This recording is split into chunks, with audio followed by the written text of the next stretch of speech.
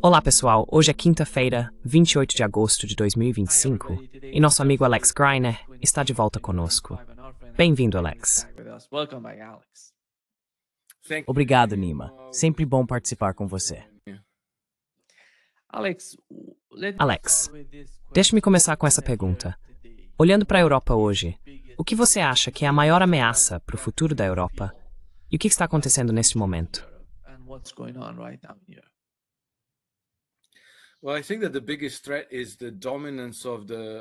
Bem, eu acho que a maior ameaça é o domínio das oligarquias financeiras que ainda controlam a classe política na maioria dos países europeus. Acho que isso fica bastante claro, tanto pelos precedentes históricos quanto pelos objetivos políticos declarados deles, de que vão forçar a Europa a uma guerra total contra a Rússia. Os preparativos para essa guerra vão incluir um novo ciclo de empobrecimento econômico da população, militarização e nazificação. O motivo pelo qual digo empobrecimento econômico da população é porque, em geral, as pessoas não são tão favoráveis à confrontação e à guerra quando estão prósperas e quando as coisas vão bem em suas sociedades. Elas ficam agitadas quando tudo está ruim em todos os lugares.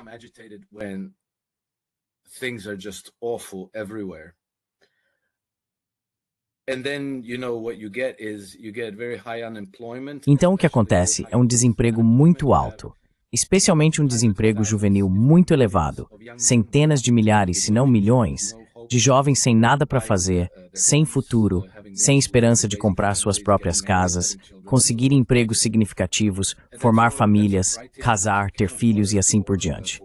E isso é o seu material inflamável, é a sua carne de canhão para a guerra. E você precisa de milhões desses. Então, eu acho que a devastação econômica da Europa vai continuar de forma deliberada.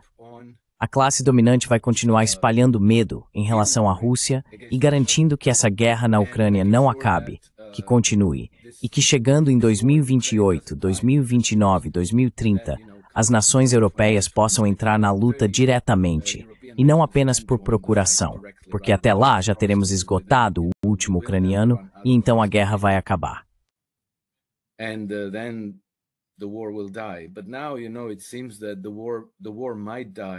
Mas agora, parece que a guerra pode acabar bem antes de 2028. E isso cria um grande problema. Acho que eles estão agora acelerando os preparativos para uma guerra diferente. E essa guerra diferente pode estar focada nos Balcãs. Acho que duas linhas de ataque estão sendo desenvolvidas agora, pelo que posso ver. Uma delas é na Bósnia, um confronto com a Sérvia. A outra pode ser um confronto entre Grécia e Turquia, no qual, você sabe, Israel pode desempenhar um papel como adversário da Turquia. Porque, assim como na Síria, Turquia e Israel estão presos em um curso de colisão que parece irreversível, um contra o outro.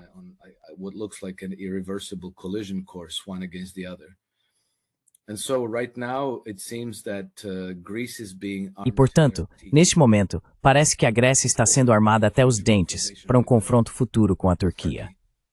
Vimos na Europa que Donald Trump teve que pressionar muito, mas muito mesmo, para que os países europeus aumentassem seus gastos com defesa militar. E eles resistiram bastante, para chegar a 2%. E agora estão planejando atingir 5% em algum momento no futuro. Mas esse é um objetivo quase impossível. A Grécia já está em 3,8% do PIB em gastos militares, e isso está sendo feito com a assistência da OTAN, do Reino Unido e de Israel. E está sendo feito praticamente de forma aberta, como preparação para um confronto com a Turquia. E então a Turquia tem, não tenho certeza de quão formal é isso, mas tem algum tipo de pacto de defesa com a Albânia.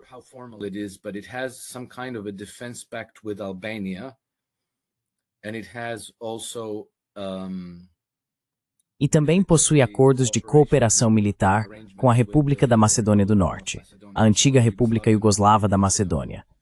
Parece que todos esses países têm acordos de cooperação militar com a Grã-Bretanha. Então, recentemente, em algum momento deste ano, a Croácia entrou em uma aliança militar com a Albânia, que por sua vez está ligada a algum tipo de aliança militar com a Turquia e com a Bulgária. A Croácia agora está em uma aliança militar com a Albânia e a Bulgária. Depois, em fevereiro deste ano, a Grã-Bretanha também assinou um acordo de cooperação militar com o governo da Bósnia e Herzegovina. que é onde o confronto contra a Sérvia pode ser desencadeado. Porque na Bósnia e Herzegovina existem 3 nacionalidades constituintes.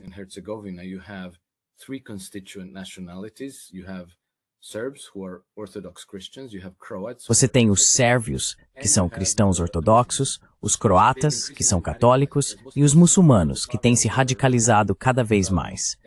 Os muçulmanos na antiga Iugoslávia eram uma minoria, mas praticamente não eram notados. Eles pareciam com você e comigo, e a menos que você perguntasse, não saberia que eram muçulmanos, homens e mulheres. Agora, a corrente wahhabita tomou conta da Bósnia e Herzegovina. E esses grupos wahhabitas estão começando a ser usados para provocar situações. ONGs financiadas por estrangeiros e empresas privadas estão sendo usadas para financiar esses grupos, que estão promovendo provocações. Então agora temos circunstâncias muito estranhas, em que há cerca de 2 ou 3 semanas houve uma escalada de manifestações anti-governo em Belgrado. Anti-government demonstrations in Belgrade. And the Serbian intelligence agencies determined. E as agências de inteligência sérvias determinaram que esses protestos estavam sendo financiados pela Croácia, o que não faz o menor sentido. A Croácia, como governo, como povo e como Estado, não tem motivo algum para tentar desestabilizar a Sérvia. Seria como colocar fogo no próprio quarteirão. E então houve várias provocações armadas entre muçulmanos e croatas, em que mulheres vestidas de burca entraram numa vila 100% croata e começaram a rezar em um local público. Alguém estava filmando, e então um morador local se aproximou e disse: "Ei, o que vocês estão fazendo aqui? Caiam fora daqui." Depois esse vídeo circulou, e um grupo wahhabita planejou trazer 1000 muçulmanos para rezar nessa vila 100% croata.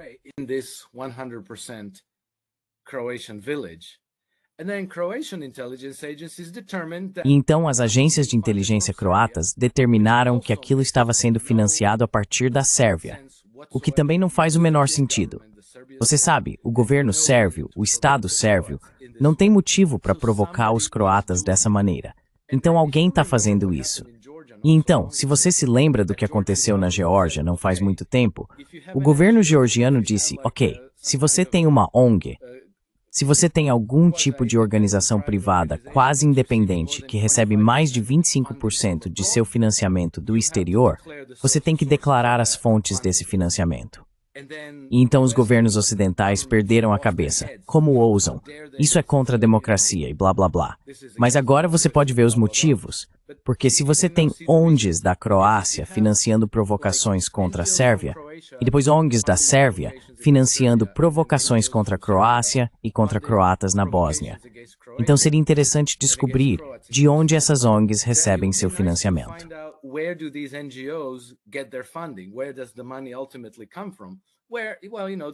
De onde vem o dinheiro, afinal? Bem, você sabe, eles não precisam declarar. Na Geórgia agora eles precisam declarar, mas aqui não precisam. Então, tudo o que você vê são croatas provocando sérvios, sérvios provocando croatas, e o clima está sendo preparado para um conflito futuro. E então presumo que coisas semelhantes acontecerão na Turquia, no Líbano, em Chipre, entre os cipriotas gregos e os turcos. E então a segunda frente da Guerra do Ocidente contra a Rússia será aberta nos Balcãs. Como o think tank RUSI disse que era inevitável. RUSI significa Royal United Services Institute. Information Services Institute.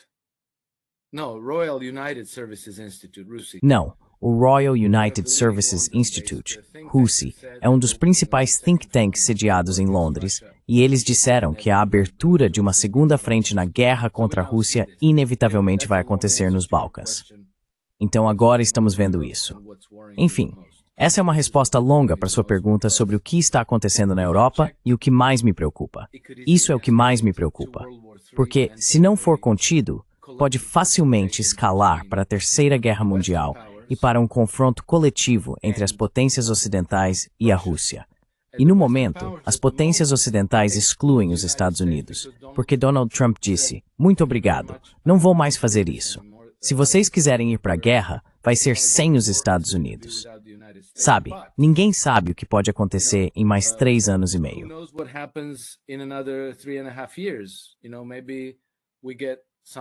Sabe, talvez consigamos colocar algum novo Biden, Obama, Jake Sullivan ou Anthony Blinken na Casa Branca, e então os Estados Unidos podem entrar na guerra também. E é por isso que os europeus não se sentem desencorajados. Eles pensam, vamos nos livrar do Trump de alguma forma, mas temos que empurrar essas guerras de qualquer jeito, sabe? E então, de um jeito ou de outro, vamos conseguir trazer os americanos para o nosso lado, como fizemos na Primeira e na Segunda Guerra Mundial, e vamos conseguir de novo agora. Apesar do fato de que eles não têm chance em um confronto contra a Rússia, estão fazendo isso mesmo assim, porque acham que, de alguma forma, vamos dar um jeito e envolver os americanos novamente.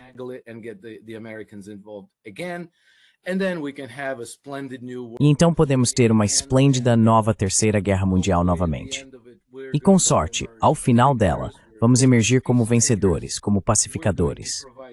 Vamos fornecer crédito para reconstrução e desenvolvimento. Vamos escrever a história, e a história vai dizer que este foi um período sombrio de confronto entre os russos malignos e Vladimir Putin, que é o novo Hitler, e as democracias liberais europeias, que são os faróis da liberdade, dos direitos humanos e de todas essas coisas maravilhosas. E isso está sendo planejado. Mas enquanto isso, há o risco de que as economias europeias sejam devastadas, e isso já está acontecendo. E B, que novamente dezenas de milhões de pessoas morram.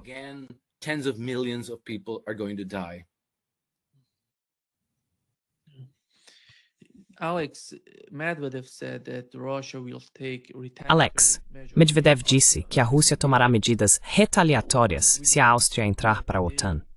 Sabe, quando olhamos para a Europa hoje, nem mesmo durante a Guerra Fria vimos tantas mudanças quanto as que estão acontecendo agora com o caso da Ucrânia.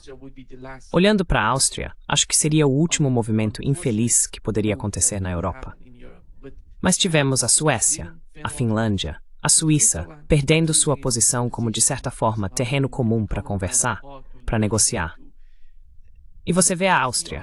Quero dizer, qual é a diferença em relação à Guerra Fria? Vimos a Finlândia sobreviver à Guerra Fria e agora entrando para a OTAN durante a guerra na Ucrânia. Que guerra é essa? Parece ser algo muito maior do que estamos discutindo. É uma questão incrivelmente grande na mente das pessoas que estão decidindo tudo nos Estados Unidos, eu diria, no establishment dos Estados Unidos e na Europa. Será que realmente enxergamos o quadro maior? O que está acontecendo lá?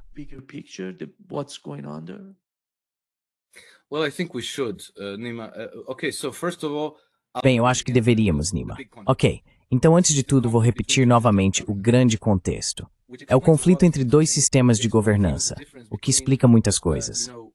E isso explica até mesmo a diferença entre, sabe, a Guerra Fria entre o Ocidente capitalista e o bloco comunista liderado pela União Soviética. E o conflito atual entre o Ocidente e a Rússia, que não é mais comunista nem uma ditadura de partido único. A diferença é que, durante a Guerra Fria, a União Soviética, essa é a minha impressão muito forte, a União Soviética era, na verdade, uma oposição controlada. Então eles colocaram o mundo nesse estado polarizado para que pudessem... Se você tem um inimigo realmente crível e perigoso, isso dá uma certa coesão às sociedades.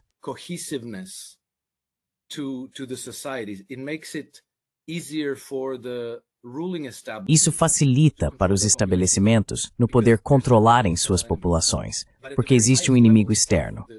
Mas nos níveis mais altos da hierarquia política, esses dois inimigos, na verdade, trabalhavam em conjunto. Ou seja, o topo do establishment soviético e o topo do establishment ocidental não eram realmente inimigos. Eles cooperavam.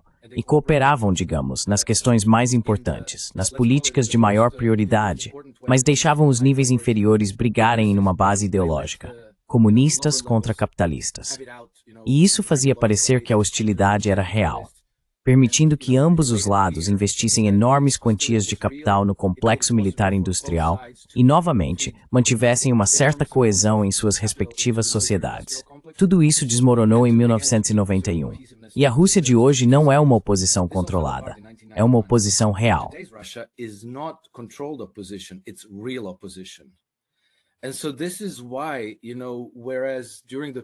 E é por isso que, enquanto durante a Guerra Fria, os Estados Unidos, a Grã-Bretanha, a França e assim por diante, Todas essas potências ocidentais conseguiam dialogar com os soviéticos, realizar cúpulas e reuniões, assinar tratados de desarmamento nuclear e tratados de forças nucleares de alcance intermediário e todas essas coisas. E os soviéticos conseguiam negociar em eurodólares. Todo o comércio exterior deles era basicamente em eurodólares, que estavam principalmente em Londres. Então não era um problema para os soviéticos manterem centenas de bilhões de dólares em Londres. Já hoje, isso é realmente um problema, porque a Rússia, junto com a China, está agora puxando a direção do desenvolvimento econômico, político, cultural, financeiro e monetário global para longe do paradigma ocidental. E eles estão tentando criar um paradigma completamente novo. E agora, as potências ocidentais estão um pouco em pânico, especialmente desde que Trump assumiu, porque Trump agora também está se unindo aos russos e chineses, mesmo que esteja fazendo isso de forma encoberta. He's doing it covertly, so a lot of people are confused about what the hell Trump is doing. Então, muita gente está confusa sobre o que diabos o Trump está fazendo, mas eu acho que ele está fazendo de verdade. E agora eles estão em pânico. Por isso, você vê muitos desses países que antes eram neutros e cuja neutralidade não importava, mas agora é todo mundo a postos. Finlândia, adivinha? Você não pode mais ser neutra, tem que se juntar a nós. Ou está conosco ou está contra nós. Suíça, mesma coisa. Áustria, mesma coisa. Ou está conosco ou está contra nós. É um momento de mobilização total.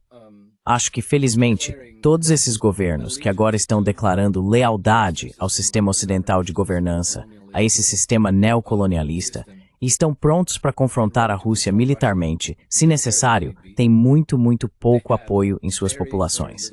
Então não vejo isso indo muito longe, especialmente se os Estados Unidos persistirem em sua mudança de rumo em suas políticas.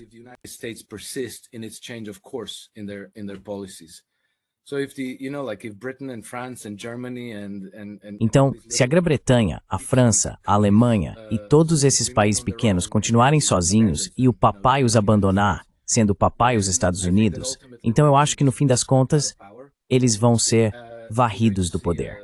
Você vai ver uma desintegração da União Europeia, vai ver uma desintegração da OTAN, e eu acho que os governos individualmente, um por um, na Hungria, Romênia, Polônia, Alemanha, França e assim por diante, vão traçar um novo caminho. E acredito que, inevitavelmente, eles terão que considerar aderir ao movimento dos BRICS. Eles vão ter que abraçar as integrações multipolares. Vão ter que deixar para trás essa ideia unipolar de nós contra todo mundo. E então veremos uma transformação completa da ordem global.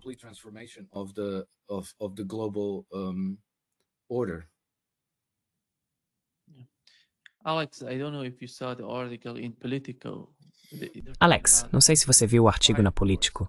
Eles estão falando sobre 5 guerras que podem estourar nos próximos 5 anos. A primeira é Rússia contra a OTAN nos Bálticos. Depois você vê Paquistão e Índia, Taiwan, China, China e Índia. O que eu não estou encontrando nessas 5 guerras que eles estão prevendo para nós, ainda que estejam falando sobre Coreia do Norte e Coreia do Sul, é que não há nada sobre Irã e Israel neste artigo.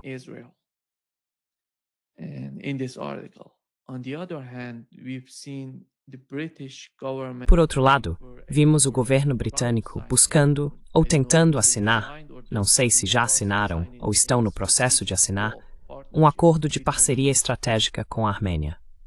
Sabe, me parece que a guerra entre Irã e Israel, na cabeça dessas pessoas, que de alguma forma pensavam que poderiam derrubar o governo do Irã, mudou de foco. De certa forma, eles perderam a esperança em Israel e na ideia de que Israel poderia fazer algo no Irã. E agora, os proxies estão indo para o norte do Irã, para o sul da Rússia. Armênia. Por que a Armênia precisa ter uma parceria estratégica com o governo britânico?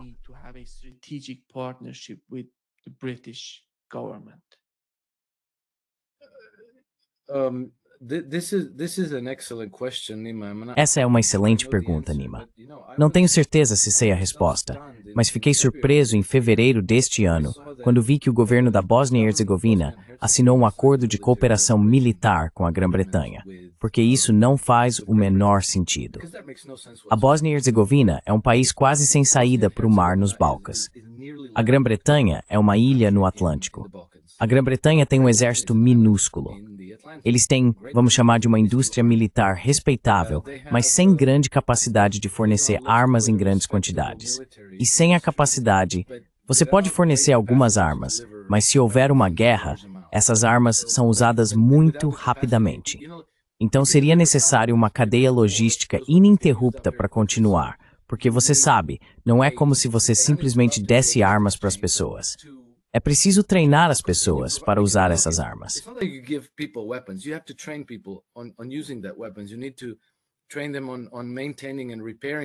Você precisa treiná-los para manter e reparar esses sistemas de armas.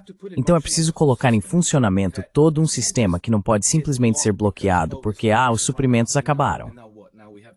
E agora? Agora temos que inventar uma nova solução. Para que essa cooperação militar faça sentido, seria necessário ter cadeias logísticas relativamente robustas entre a indústria militar britânica e a Bósnia e Herzegovina, o que é praticamente impossível. Então eu pensei, do que se trata tudo isso? Por quê? Porque o governo da Bósnia e Herzegovina precisaria de um acordo de cooperação militar com a Grã-Bretanha. Então tirei alguns minutos para verificar, porque eu sabia que a Grã-Bretanha tinha acordos de cooperação militar fora do escopo da OTAN com países como França, Polônia e Suécia. And Poland and Sweden. And then I did like a quick internet search to see. E então eu fiz uma busca rápida na internet para ver quais outros países tinham acordos semelhantes e encontrei cerca de 20. Sabe, você começa com a Grã-Bretanha assina um acordo de cooperação militar com, e aí aparecem Dinamarca, Holanda, Suécia, Noruega, Polônia, Moldávia, Albânia, Bósnia, França, Grécia. Está espalhado por todo lado. E recentemente, pela primeira vez, acho que na história, ou pelo menos em muito tempo, a Grã-Bretanha assinou um acordo semelhante com o Cazaquistão e depois enviou um adido militar para o Cazaquistão.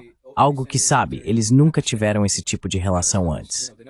Mas, de novo, o Cazaquistão está ali no meio do continente euroasiático, completamente sem saída para o mar, enquanto a Grã-Bretanha é esse pequeno exército no Oceano Atlântico. Então me parece que o objetivo de todos esses acordos é justamente agitar as coisas, provocar confrontos, basicamente desencadear confrontos militares e desestabilizar os países-alvo.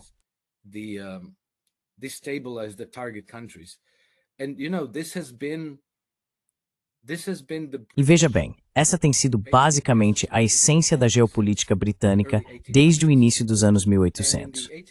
No século XIX, os britânicos assinaram muitos tratados secretos com outros países.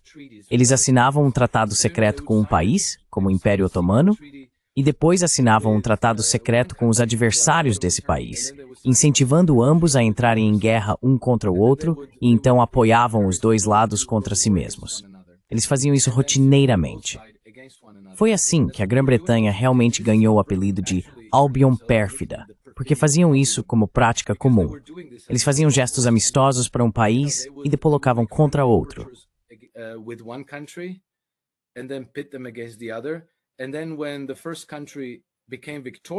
E então, quando o primeiro país se tornava vitorioso e mais poderoso, começava a fazer gestos amistosos para o poder derrotado e também o incentivava. A ideia era manter todos fracos, desunidos e facilmente manipuláveis e controláveis. Então, me parece que o mesmo manual está sendo usado hoje em dia. Como o Reino Unido não tem mais um exército capaz de projetar poder real, eles estão usando esse tipo de estratégia e implementando-a por meio de serviços de inteligência, soft power e organizações não governamentais, que estão em toda parte, com centenas delas praticamente em cada país.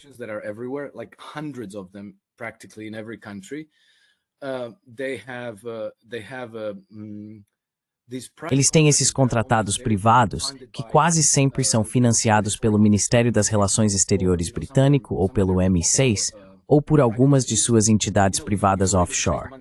Mas sabe, se você conseguisse rastrear o dinheiro até o fim, provavelmente sempre chegaria ao Ministério das Relações Exteriores britânico e a organizações como o MI6. Já vimos isso acontecer na Síria, Líbano, Arábia Saudita, Iêmen, Somália e Mianmar.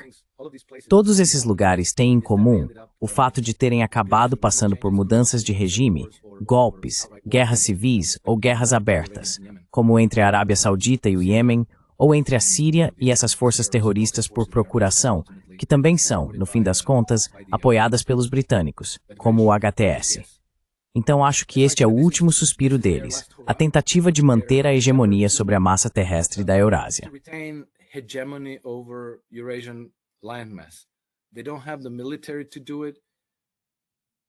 Eles não têm poder militar para isso. Os Estados Unidos não estão mais apoiando. Então tudo o que eles podem fazer é continuar esses ataques incendiários contra a paz. E eu acho que os 5 que a Político listou podem parecer os mais prováveis, mas acredito que há muitos outros. Você sabe, sempre há Azerbaijão, Armênia, Grécia, Turquia. Não faltam esses pontos de crise que podem surgir. E, portanto, a menos que as potências opostas, como Rússia, China, Estados Unidos, Irã e outros encursos sabetuia por suggerimento, podem nariz, mais escaladas em alguns desses pontos de tensão. E meu medo é que isso possa envolver Grécia, Turquia e os Balcãs. Greece, Turkey, and the Balkans.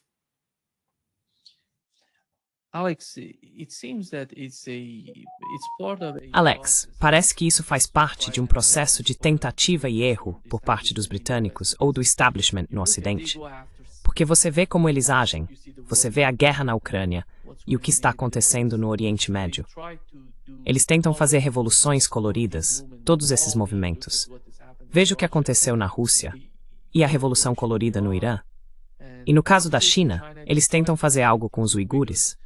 Mas parece que eles estão ficando sem opções. Por isso, estão tentando, em vez de lidar diretamente, eles estão indo atrás.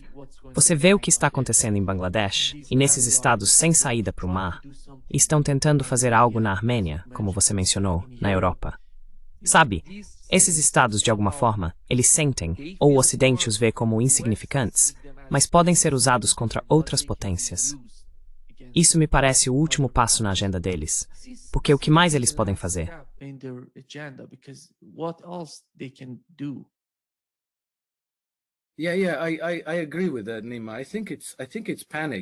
Sim, eu concordo com isso, Nima.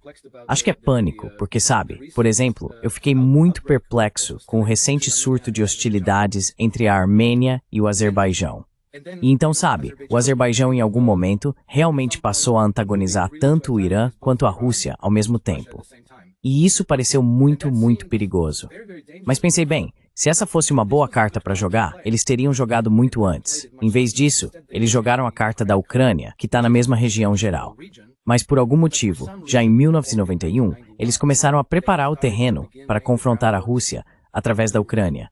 E começaram a armar a Ucrânia e a fortalecer as forças para essa guerra.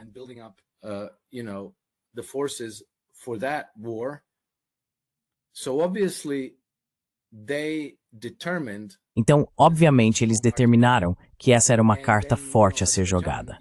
E então você sabe, o Azerbaijão, ainda que o Azerbaijão esteja muito na órbita do Mossad, M6, das corporações ocidentais de petróleo e tudo isso, só jogou essa carta este ano, depois que ficou óbvio, além de qualquer dúvida, que o projeto da Ucrânia estava sendo perdido. Então, apesar de parecer um desenvolvimento muito perigoso, achei que provavelmente era uma carta muito snowword. And it's ever no is like that. Very weak card to play, and in fact, nothing much came of it. And I suspect that Trump making peace between Armenia. E eu suspeito que, você sabe, Trump, ao fazer a paz entre Armênia e Azerbaijão, e depois conseguir a concessão do corredor de Zangezur, eu pensei, sabe, que à primeira vista, parecia que ele estava atrapalhando os planos do Irã e da Rússia. Ok, isso dá a ele uma certa vantagem nas negociações, mesmo que seja só um pedaço de papel, certo? Seria necessário realmente enviar tropas e armas e defendê-lo. E se você não tem domínio de escalada na Ucrânia, que tipo de domínio de escalada você pode ter no meio do sanduíche entre Rússia e Irã? Digamos que isso lhe dê alguma vantagem, alguma margem de negociação, mas isso arrisca completamente minar o projeto britânico-turco da Grande Turania. British-Turkish project of Greater Turania. And just for your viewers as a reminder, E só para lembrar aos seus telespectadores, a Grande Turania é basicamente o projeto de unir, de alguma forma, economicamente e politicamente, todos os povos túrquicos, da Turquia até a China. É uma área enorme que se estende pelo centro do continente euroasiático e inclui a maioria dos países terminados em stão. Eu cometi um erro da última vez. Disse que o Uzbequistão fazia parte disso. Acho que um desses estãos não é um país túrquico, mas a maioria é. Você tem a Turquia, depois o Azerbaijão, e a partir daí, sim, o Uzbequistão, acho que faz parte dos povos túrquicos, e o Tajiquistão talvez não seja. Talvez sim.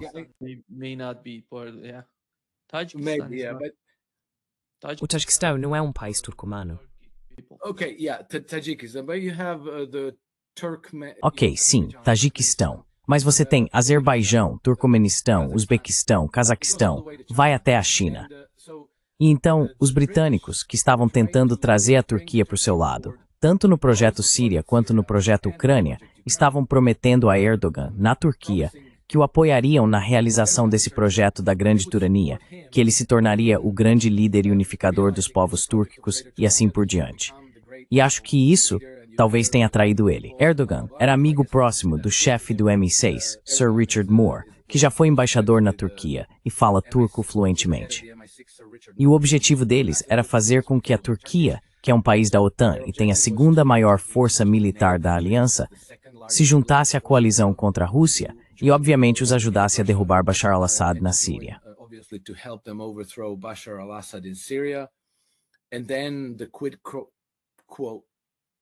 E então o quid pro quo foi: ei, vamos te apoiar com o projeto da Grande Turania. Eu não sei por que o Erdogan sequer considerou isso. É como se eles nunca tivessem lido história. Os britânicos fazem isso o tempo todo, fazem promessas que não têm a menor intenção de cumprir. Tudo o que você arrisca é destruir seu país. E eu acho que o Erdogan agora está basicamente a caminho de fazer exatamente isso.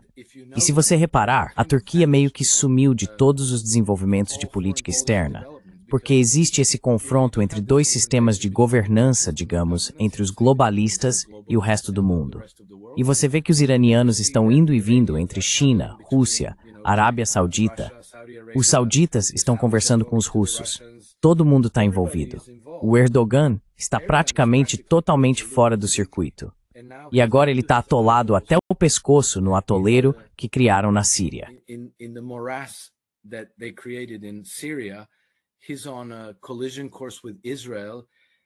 Ele está em rota de colisão com Israel. E agora eles estão muito preocupados com a guerra iminente com a Grécia. Parte disso está sendo articulado em Chipre, porque há muitos israelenses que agora estão indo para Chipre, comprando propriedades dos dois lados, o lado grego e o lado turco, e que falam sobre Chipre como parte de Eretz Israel. Bem, não é novidade. De certa forma, sempre foi considerado como uma futura parte de Israel, e eles estão pensando em expulsar os turcos de Chipre. Então agora os turcos precisam reforçar sua presença militar em Chipre, que atualmente é de cerca de 40 mil soldados, e estão planejando aumentar esse número para mais de 100 mil. O conflito imediato, obviamente, será contra o lado cipriota grego. E agora vozes, cada vez mais fortes na Turquia, dizendo, ei, deveríamos limpar aquilo. Increasingly louder in Turkey saying, hey, we should clear that. We should take the whole of Cyprus. Acho que deveríamos, tomar todo o Chipre. E então eu penso que, tudo isso pode explodir a qualquer momento. Mas essa confusão é tão complexa, é um verdadeiro nó górdio, porque os Estados Unidos agora estão praticamente em termos hostis com a Turquia, mas são aliados na OTAN. Ao mesmo tempo, os Estados Unidos são aliados dos curdos. Eles ainda têm o seu exército sírio livre, que controla uma pequena parte da Síria até hoje. Os Estados Unidos são aliados de Israel. Israel está em rota de colisão com a Turquia. Os britânicos estão de conluio com a Turquia na Síria, mas também estão de conluio com a Grécia contra a Turquia. E me parece que isso é um completo caos. Se algo explodir ali, duvido muito que até mesmo os britânicos, que estão mexendo os pauzinhos em todos esses lugares, consigam prever quais seriam as consequências e os desdobramentos.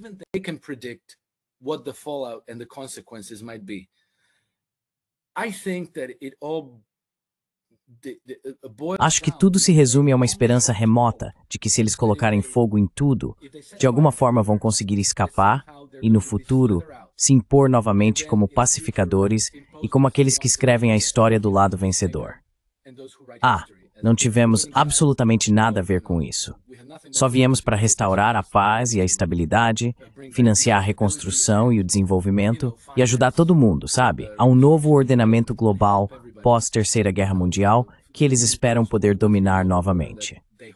Só que desta vez, ao contrário da Primeira e da Segunda Guerra Mundial, os russos, os chineses e o governo Trump entenderam o manual britânico.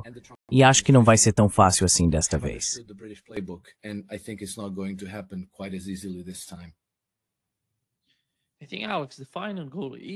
Eu acho, Alex, que o objetivo final é o caos, porque é a única maneira de alguma forma, distrair China, Rússia e Irã do que eles estão fazendo, e a Índia, eu diria, sabe, 50% está na Índia, a única coisa que os distrairia do que estão fazendo seria o caos. O que mais eles têm? Yes, exactly, Nima. They have nothing else.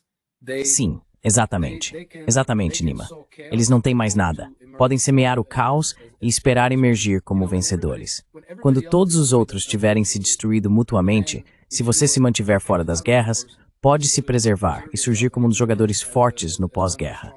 E você sabe, o establishment da política externa britânica, e isso não tem nada a ver com o povo britânico, é o mesmo establishment de política externa enraizado na oligarquia financeira da City de Londres. Eles vêm fazendo isso há mais de 200 anos e já se meteram em muitos problemas, já destruíram sua reputação, já foram desmascarados como os instigadores mundiais do caos e das guerras para todos verem várias vezes no passado.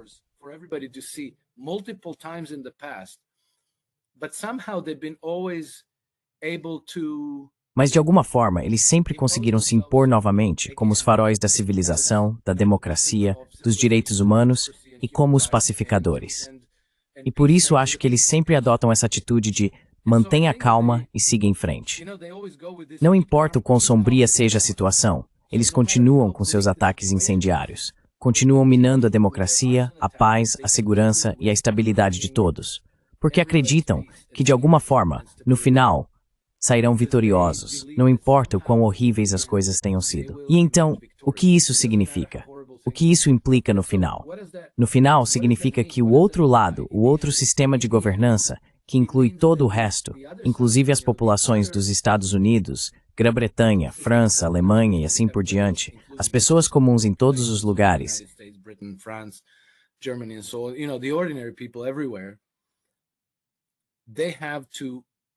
eles precisam deslegitimar completamente essas pessoas, tirá-las totalmente do processo. Ou seja, precisamos de uma reformulação completa do sistema monetário. Precisamos de sistemas totalmente novos de comércio, liquidação de transações, moedas de reserva e arquitetura de segurança para o mundo. E eu acho que, por mais sombrias que as coisas pareçam atualmente, está muito claro que agora existe uma aliança emergente entre Rússia, China e Estados Unidos. An emerging alliance between Russia, China and the United States. I know that it's now become. Eu sei que agora virou moda odiar o Donald Trump, mas prestem muita atenção no que o governo dele está fazendo. E só nos últimos dias, você sabe, a Tulsi Gabbard excluiu 4 dos 5 países da rede de inteligência Five Eyes de compartilhar informações sobre as negociações entre os Estados Unidos e a Rússia. Então, não haverá mais compartilhamento de inteligência com o Reino Unido, Canadá, Austrália ou Nova Zelândia sobre esse assunto tão importante e delicado. Eles também excluíram pessoas como Antony Blinken. Aparentemente, agora ele não pode mais entrar em nenhum prédio do governo. Então, além de ter perdido as autorizações de segurança, ele não pode entrar em prédios do governo.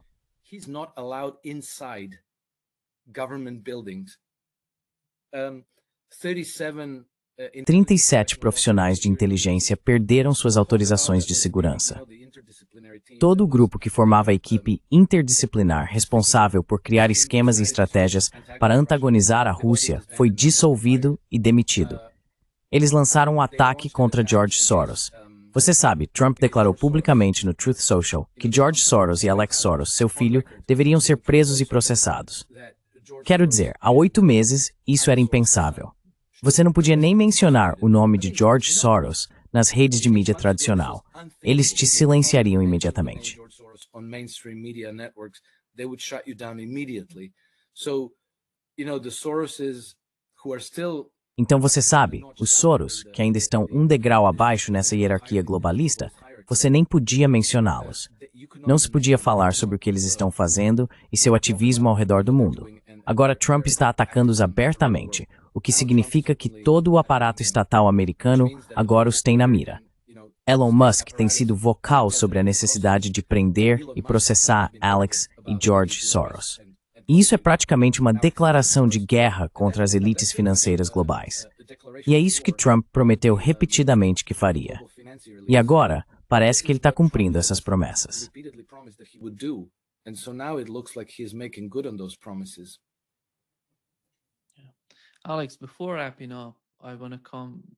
Alex, antes de encerrar, quero voltar à minha primeira pergunta sobre a Áustria. Na sua opinião, quando você olha para a Europa, os antigos estados austro-húngaros, junto com a Sérvia, podem formar uma contra-coalizão para resistir à estratégia de guerra permanente da OTAN?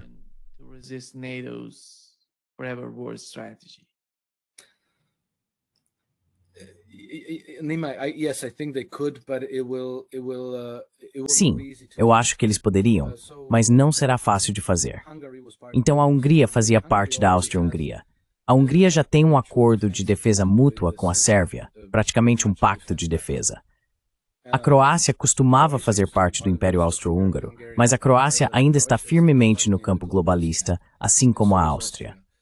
Esse tipo de integração realmente representa uma ameaça ao sistema globalista, e por isso, eles farão tudo o que for possível para impedir que isso aconteça, para sabotar os relacionamentos e tentar colocar esses países em guerra aberta uns contra os outros, como fizeram no período que antecedeu a Primeira Guerra Mundial. Os serviços de inteligência britânicos e sua diplomacia secreta incentivaram a Sérvia, por meio de sua rede de inteligência, a antagonizar a Áustria-Hungria e praticamente forçá-los a intervir na Bósnia. E foi isso que aconteceu.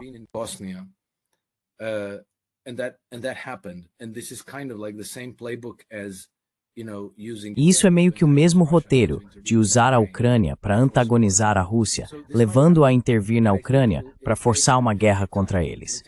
Então isso pode acontecer, mas acho que vai levar tempo, vai exigir determinação. E as pessoas em todos esses países vão ter que apoiar esses movimentos políticos.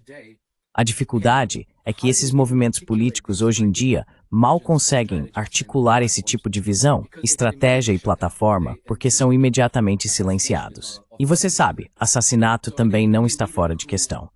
Então qualquer líder que, digamos, defenda esse tipo de estratégia e desenvolvimento e que os proponha abertamente ao eleitorado, se torna um alvo para assassinato.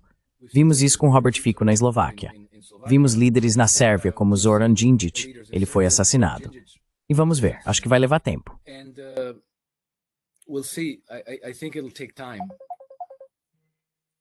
Muito obrigado, Alex, por estar conosco hoje. Always a pleasure, Nima. Warm greetings from Croatia to all your viewers. Sempre um prazer, Nima. Saudações calorosas da Croácia para todos os seus espectadores.